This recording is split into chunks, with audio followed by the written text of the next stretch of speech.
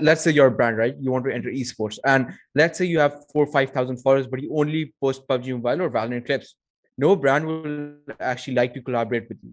You don't have any IRL content within there's no versatility in your content, and no brand would actually want that. Brands love versatile content, and you know that's one thing about being an esports athlete. You need to be also a part-time content creator as well at the same time. So that's something that players need to understand, and players need to focus on content if they want big brands and more brands in Pakistan to show up.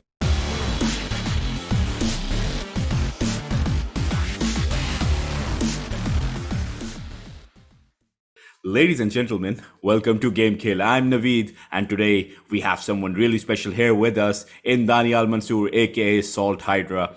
A bit more about this person before that, just a few quick updates. Like we mentioned in the last interview, our Discord is up and running. So if you have any friends who are part of esports or have genuine interest, let them know about our Discord channel. The image would be down below. Just scan that code, join us in the group, and let us know what you think about different communities, what you think about our guests, if you have any recommendations for the channel. And most importantly, there's a lot of fun stuff coming up on our Discord channel as well as on other platforms that we have.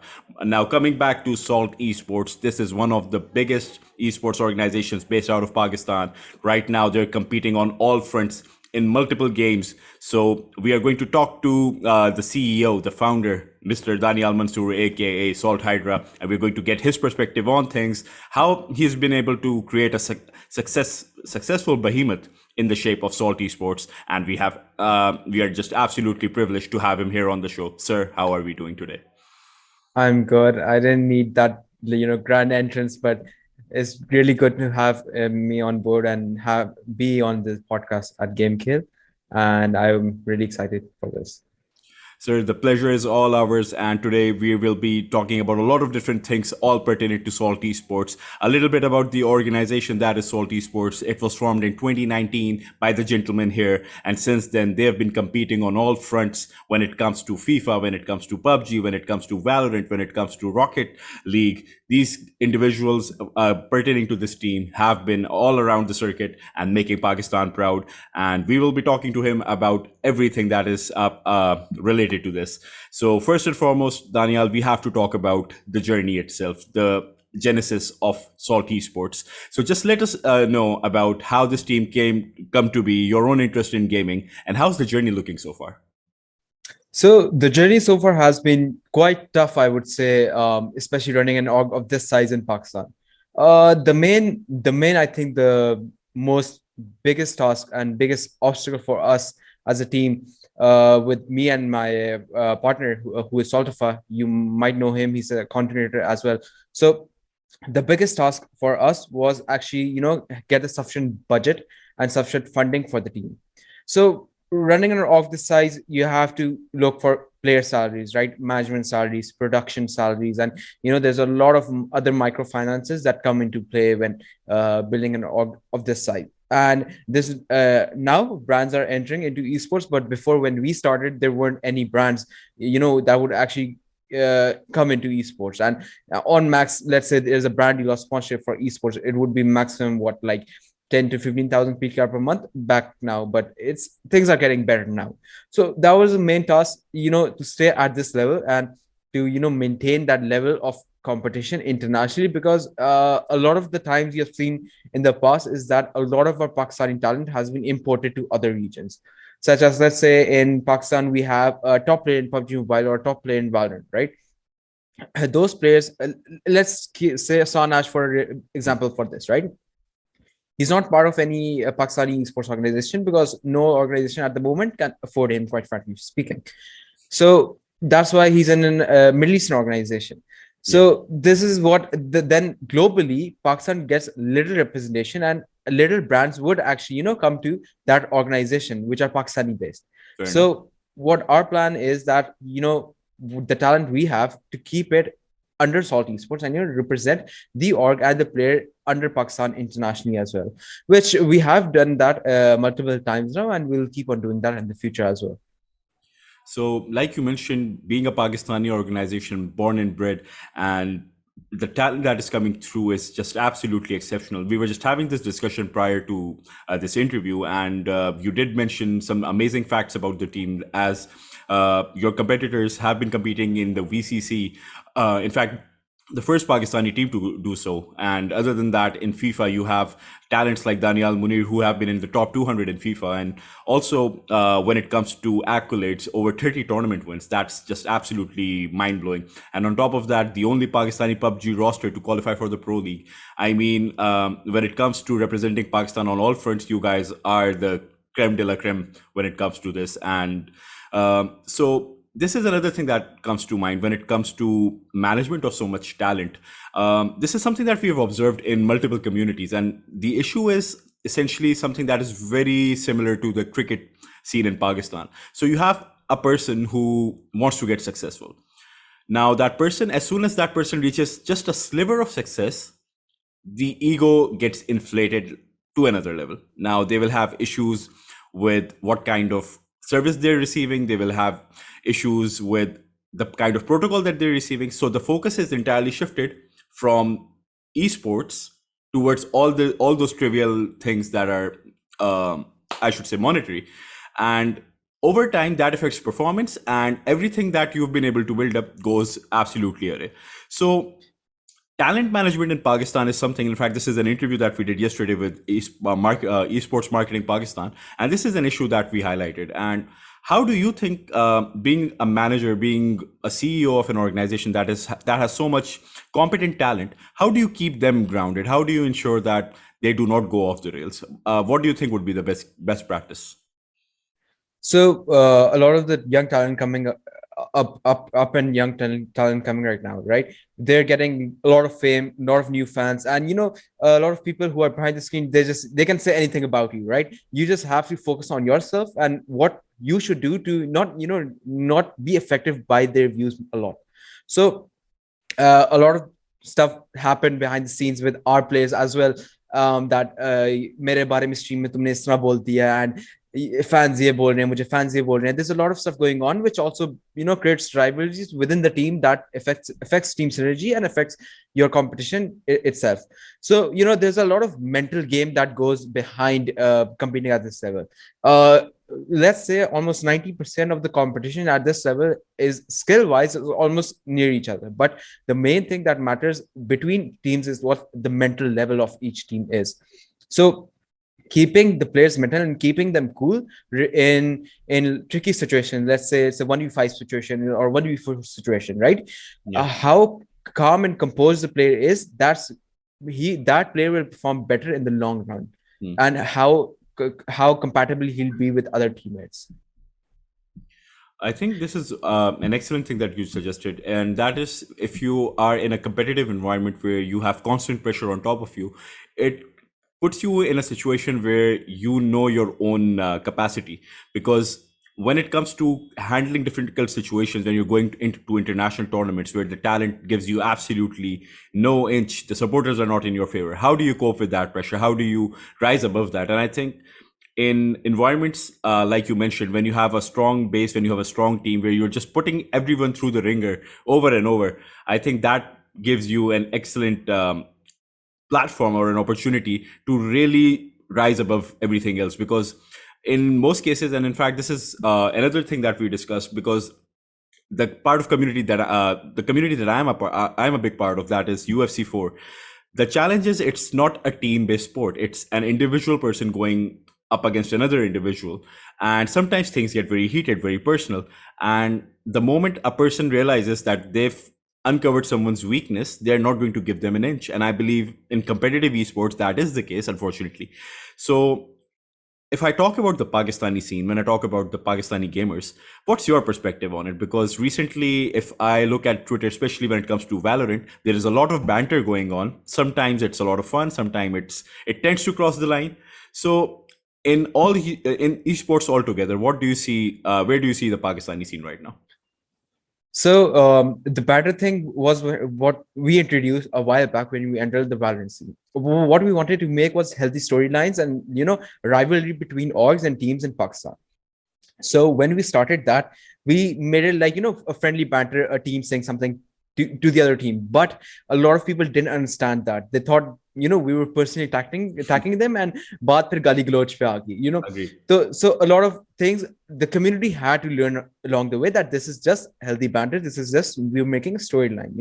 And at the end of the day, when you first did this, we got a lot of hate, especially in the Twitter community, for doing this, for just healthy trash talk between on Twitter between the orgs, and uh, but that translated in really good viewership.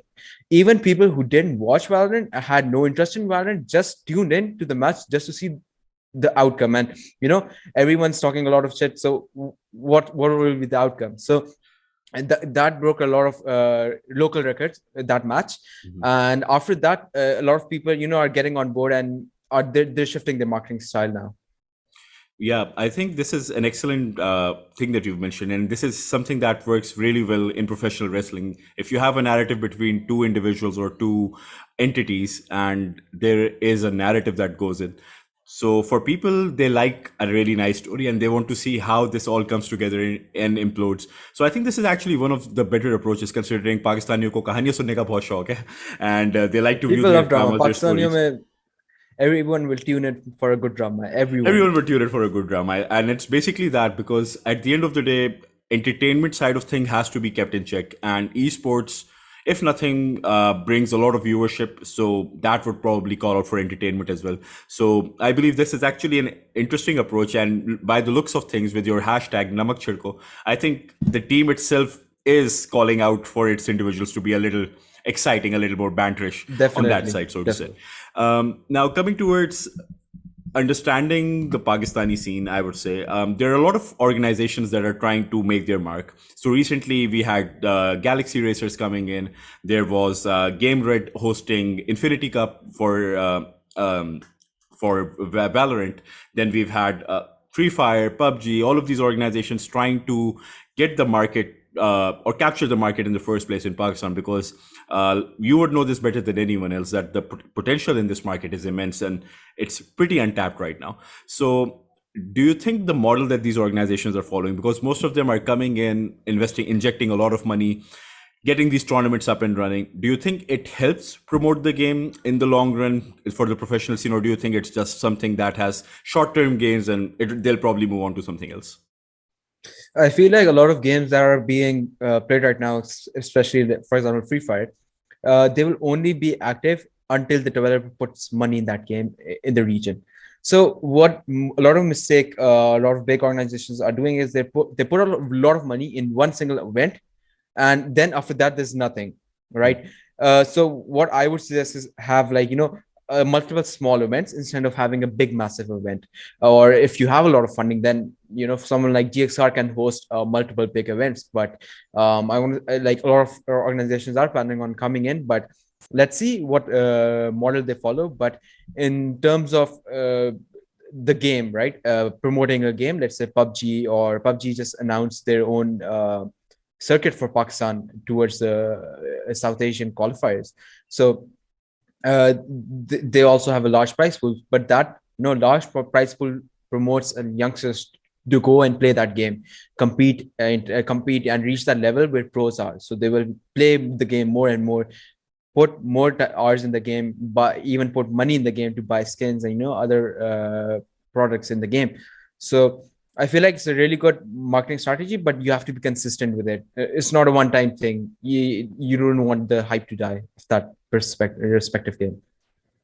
I think that's a very fair point, considering the fact that these organizations, with their goals, if they're efficient with the kind of investments that they're making, it can translate into some really good numbers in the long run as well. So instead of having a myopic approach, maybe a long-term approach would actually be more beneficial to them. And for all the investors that are coming in, we really hope that they get sound advice entering the Pakistani market, because frankly, with our conversation yesterday with Esports Marketing Pakistan, the point that was highlighted by our guest yesterday, Mr. Majid Hamid, he said that these organizations right now are not getting the right advice, because, for instance, if there's an organization, or in fact, or any brand, so to say, as soon as they want to enter the market, they come up with that conventional mindset of translation of numbers. They want tangible results with massive viewership. Unfortunately, any sports beside cricket in Pakistan is not going to get you that. However, esports with its broadcast, with the young generation coming in, has that potential. So it's going to be a long-term investment, and brands need to realize that. But on the other side of the table, Daniyal, we have individuals who are trying their level best, because I've been involved with the Tekken community recently. There are some absolute class athletes that are out there, some really good names. Unfortunately for them, the brands just don't seem to know who they are and how they can pitch themselves. So why do you think that is? Why is our talent struggling so much to get the brand appeal? And what do you think it's going to take for them to fix? First of all, it's literally there's no awareness for esports mainly in our country. So main thing is to educate these brands what esports is and what the basis of these players are and how what's the potential of these players. A lot of marketing directors and marketing executives of a lot of international brands in Pakistan, they do not have no knowledge regarding esports, and when they want to hire a person, they won't hire the right people regarding esports. Let's take for example, you're a big brand and you want to give an award out, right? You will tell your marketing manager, okay, we want to give this award, we want to target the esports community, who should we give the award to? You will do a quick Google research and you will be like, yeah, this guy has a lot of followers, let's bring him on board and give him the award, right? That's not the correct way to go for it. Either you hire or you talk to specialists in the community.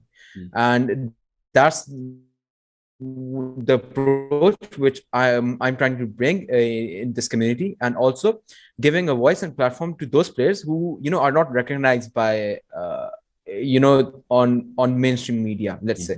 So this is the plan behind it, and just giving them a platform so they can, even if they get a really outstanding offer from an org outside, I would not hesitate in stopping them in Pakistan. I would say go for it, it's a really good opportunity for you. So this is the main purpose of what I'm trying to do right now. Yeah, but when it comes to the talent itself, how do you make our talent marketable? Because for a lot of individuals, in fact, this is an interesting story. I've tried to get in touch with a lot of esports athletes in Pakistan. A lot of them, for one reason, have not been able to appear on this show, and that is they are camera shy, which is pretty interesting, Yeah, definitely. because most of them are like exceptionally world class. They have used to the pressure, but somehow when it comes to presenting themselves in front of an audience, there seems to be a little bit of reluctance. What do you think? How do you think that's going to be fixed?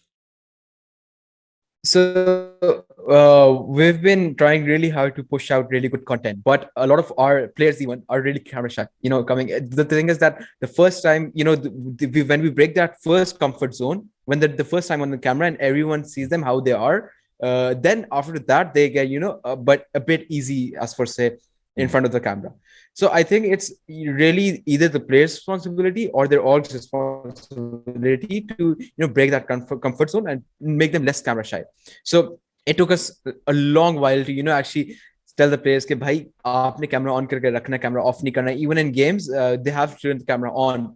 So a lot of players turn it off because they don't want people to see them. So it's definitely a barrier which we have to as a community we have to break at the moment.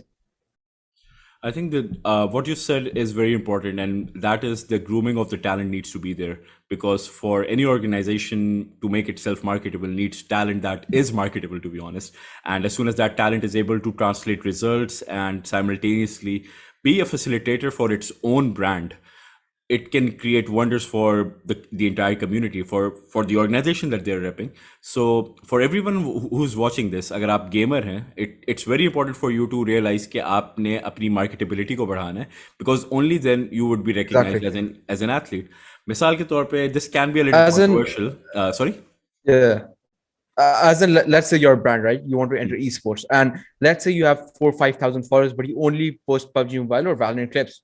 No brand will actually like to collaborate with you. You don't have any IRL content within there's no versatility in your content, and no brand would actually want that. Brands love versatile content, and that's one thing about being an esports athlete. You need to be also a part-time content creator as well at the same time. So that's something that players need to understand, and players need to focus on content if they want big brands and more brands in Pakistan to show up. I completely agree with that, because if you look at cricket, I mean, again, like I was about to say, it might sound a little controversial, but there is a reason Shahid Afridi gets a lot of endorsements even without performing a lot for the last few years. And the reason is he has that marketability, he has that relatability. So the brands will keep on putting money into Shahid Afridi because he has been able to create a brand named Shahid Afridi. So I'm not saying you need to get to that level. Again, esports in Pakistan is at its infant stage, but simultaneously, you need to be able to create your own brand, your own version of things. And hopefully, with guidance like individuals like yourself and with other organizations that we've been able to have here at GameKheyl, hopefully, this is something that will come to fruition. Now, towards just a final few questions for you, Daniyal. Firstly, again, there's a lot of talent on the roster. There's a lot of individuals in the community that you look up to, that you've been able to engage with and have inspired as well. Are there any individuals you would like to give a shout out to, whether it's someone who has inspired you, whether it's someone who has been working hard, or maybe someone that you think we need to keep an eye on, maybe have a guest here at GameKheyl? So if you have any shout outs, now's the time. Sure, definitely. Through this journey with SALT Esports, this has been like a team of 5 to 6 members who have always been on my side since the start. So obviously, we have Saltava, we have Bendy Ashraf, we have Rajat Kareem, we have Führer Haris and Hassan, and there's so many people involved behind the scenes that Abhi, I don't want to take any names right now, and if I miss any, they're gonna be like, you didn't take my name. So there's so many people involved behind the scenes, Ibrahim as well. So, and in the community we have a lot of inspiring people right now, up and coming people, and I feel like everyone deserves to have a platform and stage. And in terms of my players, who would you like to have them on board is from the FIFA community. We have Daniel Munir. He's a really inspiring character in the FIFA community, and a lot of people look up to him.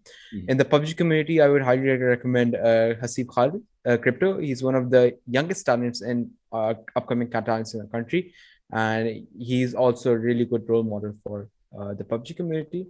And for Valorant, we have a lot of talented players. So anyone who's in the top 2 teams, anyone you would like to come aboard, they love to come aboard.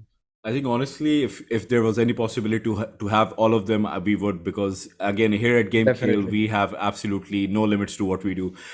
We are trying to facilitate as many gamers out there, trying to put themselves and their brand out there, making sure that the world knows who they are, especially when they're from Pakistan. I've been very lucky with the UFC community because I am a part of it. But fortunately, being a Pakistani, I feel more responsible towards promoting the Pakistani side of things. And Alhamdulillah, I think you're the 30th guest that we've had here. So we are going to just keep pushing through as many interviews as possible with different esports athletes, with gaming content. Hopefully, there's a lot of things in the pipeline. Again, for that, if you're interested in that, if you want to help us through that process, our Patreon has just been set up for everyone watching. That's another way you can give us support. Also, again, like we mentioned earlier, our Discord is all set up. It's all brand new. Just join us there. Let us know what you think. If you have any recommendations in terms of what we can improve, we are absolutely open to it. Daniyal, it was an absolute pleasure to have you here. Just your quick final thoughts for the day, and just a final question from our side, and that is, if you have any advice for any aspiring, let's say, any aspiring CEOs in the future who want to run their own esports teams, what do you have to say to them? So if you're thinking about entering the esports scene mainly, and reaching this level, it's gonna take a lot of patience and time to actually build a brand name and identity for your organization, especially in Pakistan. And it's gonna take a lot of investment, especially if you're thinking of bringing a lot of brands over and be self-sustainable. So it's a long journey. It's a very fun journey as well. But it's if anyone's up for the challenge, so bring it on. I think open-mindedness and ability to take risk while having fun is probably the essence of what Daniyal is trying to say. So for everyone who is aspiring to be a gamer, I think Daniyal would actually be a perfect role model for that. So for everyone in the community, know who SALT Esports is. If you're a good talent, I think you would want to get in touch with Daniyal and let yourself known to them. So do network with them. As far as networking is concerned, all the socials of our guest today will be in the description of this video. The descriptions of our channel would also be there. So keep an eye on that. And if you're here for the first time, let me know. I'll just let you know that we keep on posting content like this for Pakistani athletes, for international athletes. We talk about all subjects, whether it's gaming, whether it's mental health, whether it's promotion of esports or the business side of things. We are here for all kinds of content. We're here for all kinds of discussions. And again, thank you all so much for joining us in this amazing interview. Daniyal, again, I thank you and the SALT Esports Organization for being such a wonderful ambassadors for Pakistan, for us here in the Pakistani gaming community. So again, a big shout out to SALT Esports and all the organizations that are putting in an absolute shift promoting Pakistan in the global scene. And towards the end, again, thank you all so much for watching this video. We'll be posting interviews continuously. We have a lot of guests lined up, so they're exciting times. And again, if you have anything to say to us, let us know in the comments, let us know in our Discord, and we're going to make sure that your feedback is heard and our content is improved upon it. So this is it. This is Naveed and Daniyal Mansur signing off, and hope to see you guys again real soon with another guest, and have a great day. Peace.